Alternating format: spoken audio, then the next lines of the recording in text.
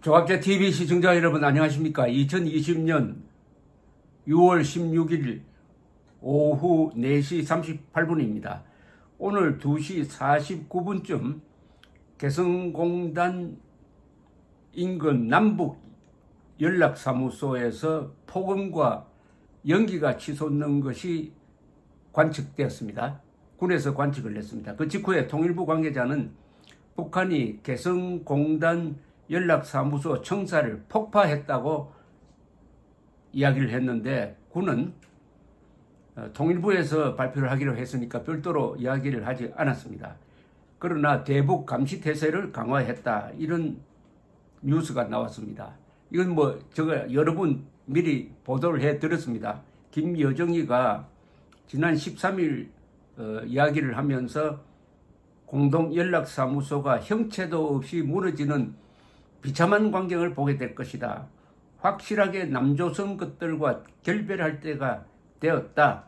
나는 김 위원장 동지와 당과 국가로부터 부여받은 권한을 행사하여 대적사업 관련 부서들의 다음 단계 행동을 결행할 것을 지시했다 라고 예고를 했습니다. 또 오늘 새벽에는 북한군 총참모부가 조선중앙통신을 통해서 발표한 대로 앞으로 비무장지대에 군대를 다시 들여보내가지고 전선을 요새화하겠다, 그리고 남쪽으로 삐라보내겠다라는 협박까지 했는데, 이것도 아마 실천 단계에 들어갈 것입니다.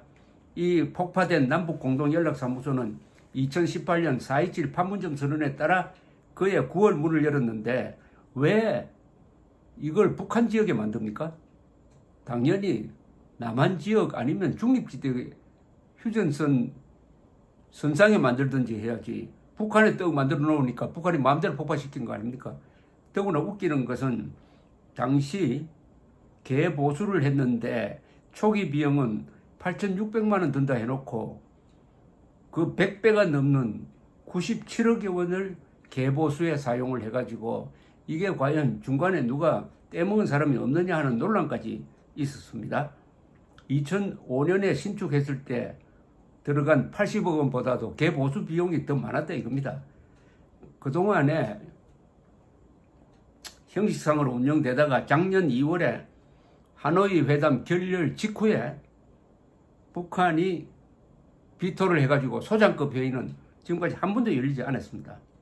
그리고 그나마 1월 30일 코로나 사태로 북한이 비상방역체제로 전환하니까 출근하던 남북한 양쪽이 다 철수를 해가지고 지금은 폐허 비슷하게 비어있는 건물이었습니다. 그러나 전화는 하루에 2번씩 통화를 했는데, 이것도 지난 9월 9일 남북 간 통신선을 전부 다 끊어버린 조치로 해가지고 연락도 되지 않는 상태였습니다. 문재인 대통령은 이런 오늘의 행동을 예상을 하고도 어제 북한에 경고를 일체 보내지 않았습니다. 만약 그거 폭파하면 우리는 이런 대응을 하겠다. 우리의 재산을 북한이 폭파한 겁니다. 이건 전쟁, 거의 선전포고에 해당하는 행동을 한 거죠. 국제법에도 위반되고, 그동안에 한국으로부터 뜯어먹어간 돈이 한 100억 달러가 넘는데, 그런 걸까지 생각하면은 이 딱 조폭 같은 행동을 한 겁니다.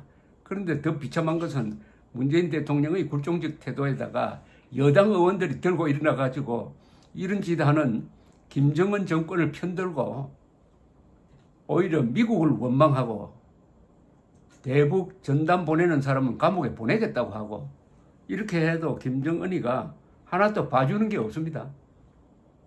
원래 저자들은 강할 때는 주춤하지만은 약하게 보이면은 그때부터 본격적으로 밟고 나선다는 것을 또 한 번 보여주었습니다. 그런데 정경두 국방장관은 70만 대군을 대표하는 사람인데 왜 이렇게 비굴하게 모습도 드러내지 않고 행동하는지, 좌파 정권 따라가다가 이 북한군의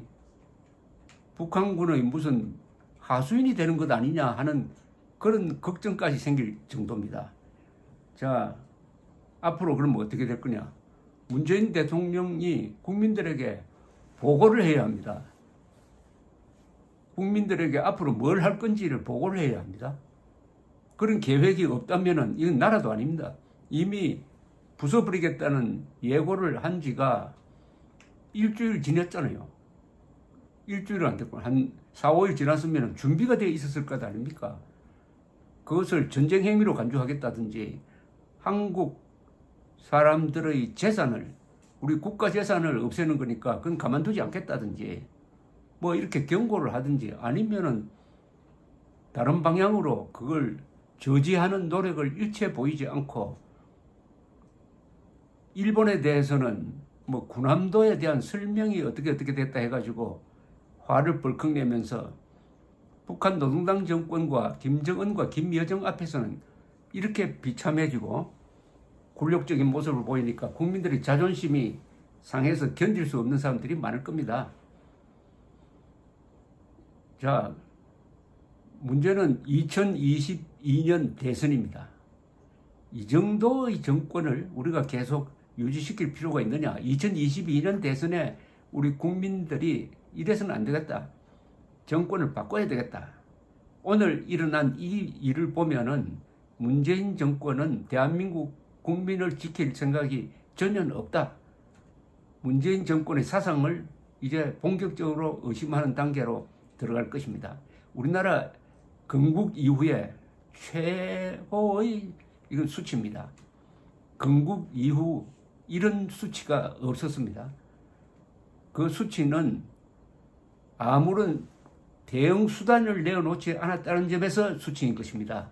기습을 당한 그것은 뭐 역부족이니까 할 수 없다 치더라도 이미 이렇게 하겠다고 계획을 내어놓았는데 대해서 그것을 막지 못한 뿐만 아니라 막으려 하지 않은 문재인 정권의 본성이 이제 드러났습니다. 이것은 노예입니다. 노예.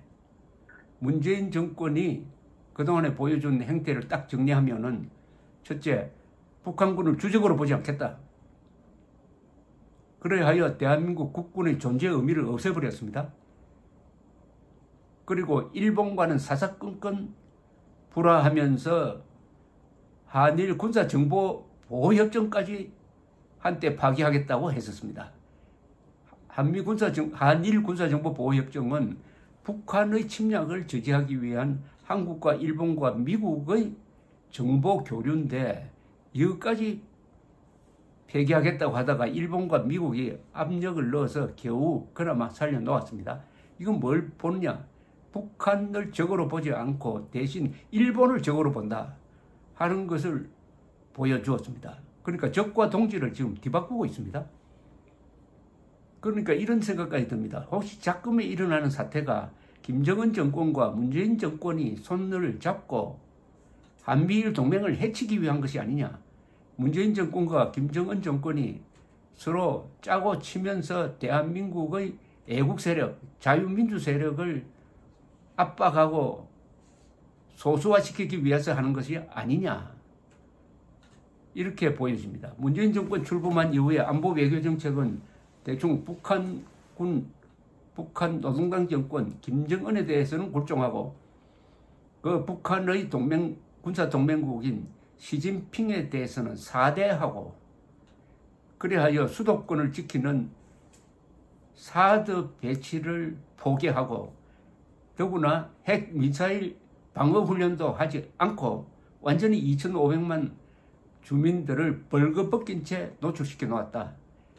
그 다음에 핵이 없는 한국은 핵이 있는 미국과 찰떡궁합처럼 공조를 해야 되는데 지금 1년 내 1조 남짓한 주둔비 분담금 협상을 고의로 질질 끌어가지고 미국을 화나게 만들고 있다. 그것은 주한미군 철수를 스스로 하라는 그런 괴롭힘이 아니겠느냐. 이렇게 본다면 문재인 정권을 사상적으로 이제 의심하지 않을 수가 없습니다. 문재인 대통령의 가치관이라는 것은 김일성주의자 신영복이를 가장 사상적으로 존경한다라고 말했을 때부터 드러났고 2018년 9월 19일 평양에서 연설을 하면서 대한민국 대통령이라 하지 않고 자신을 남쪽 대통령 아들뻘 되는 김정은을 그 상관인 것처럼 국무위원장이라고 부르고 마치 민족의 지도자라 되는 것처럼 연설을 하면서부터 한 번 더 드러났고, 그리고 지난 4월 27일 4.27 선언 2주년을 맞은 담화에서 4.27 선언의 핵심은 북한 노동당 정권과 연대 협력하는 것이다. 연대 협력하시는 것이라고 고백을 했습니다. 그러면 지금 일어나고 있는 것도 김정은과 문재인 사이의 연대 협력의 결과다. 그 연대 협력의 결과가 대한민국 국민, 국군, 국익을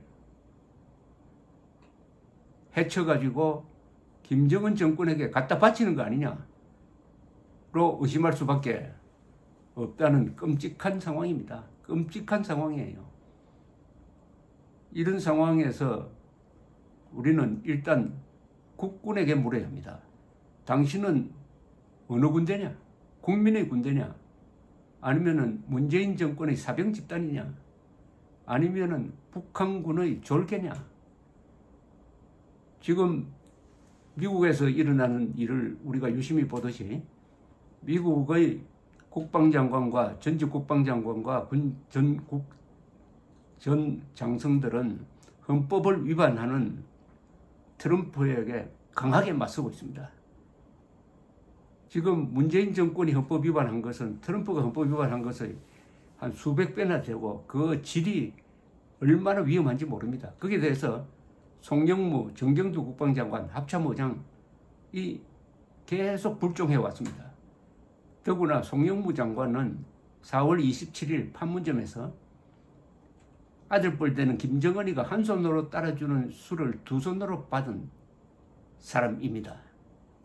이런 두 장관이 9.19 군사합의, 남북 군사합의를 통해서 대한민국의 재래식 무장력까지 약화시키는데 가세를 했습니다. 우리는 핵이 없으므로 재래식 군사력을 강화해가지고 북한의 핵능력을 어느 정도 견제해야 되는데, 재래식 군사력 중에서 가장 핵심이 우리의 공군력입니다.